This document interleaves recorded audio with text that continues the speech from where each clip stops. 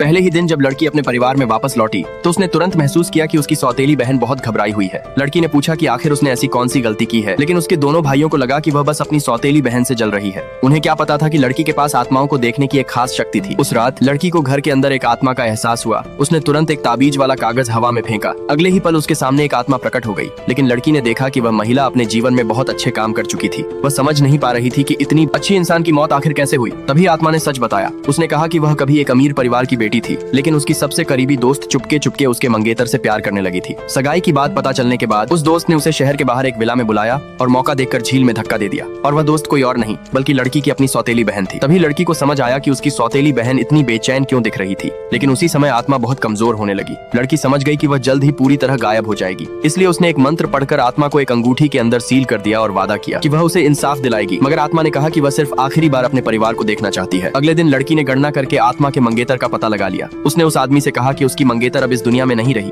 यह सुनते ही वह आदमी लड़की को अमीर परिवार के घर ले गया। लड़की ने परिवार वालों से कहा कि उनकी बेटी की लाश उनके ही घर की झील के तल में छिपी हुई है और उसका कातिल उसकी अपनी सौतेली बहन है। यह सुनकर लड़की का बड़ा भाई तुरंत उस पर भड़क गया। उसने कहा कि दोनों परिवारों के रिश्ते हमेशा से बहुत अच्छे रहे हैं और उसकी सौतेली बहन ऐसा कभी नहीं कर सकती। लेकिन लड़की ने सवाल पूछना जारी रखा। उसने पूछा कि क्या उनकी बेटी गायब होने वाले दिन किसी दोस्त से मिलने गई थी, लेकिन उसने किसी को यह नहीं बताया था कि वह कहाँ जा रही है। यह सुनकर भाई चौंक गया, क्योंकि यह बात बहुत कम लोगों को पता थी। वह तुरंत लोगों को लेकर झील की तरफ चला गया। कुछ देर बाद वह टूटे हुए मन से वापस लौटा। दो नौकर एक लाश को सफेद कपड़े में ढककर घर के अंदर लेकर आए। माता पिता ने कांपते हाथों से कपड़ा हटाया और देखा कि सामने उनकी बेटी की लाश पड़ी हुई थी। इसके बाद लड़की ने आत्मा को मुक्त कर दिया ताकि वह आखिरी बार अपने परिवार से मिल सके। लड़की की आत्मा ने अपने मंगेतर से कहा कि वह बदला लेने की कोशिश न करे, क्योंकि अगले जन्म में भी वह उसी से शादी करना चाहती है। फिर उसने अपनी माँ को आखिरी बार गले लगाया। लड़की समझ गई कि अब विदा का समय आ चुका है। उसने एक मंत्र पढ़ा और आत्मा को शांति के साथ इस दुनिया से विदा कर दिया। तभी पूरे परिवार को आखिरकार सच्चाई का पता चला। उसी समय लड़की के बड़े भाई को एक फोन आया। उसे खबर मिली कि झील के आसपास लगे कैमरों की जांच में पता चला है कि पिछले कुछ दिनों में वहां सिर्फ सौतेली बहन ही गई थी।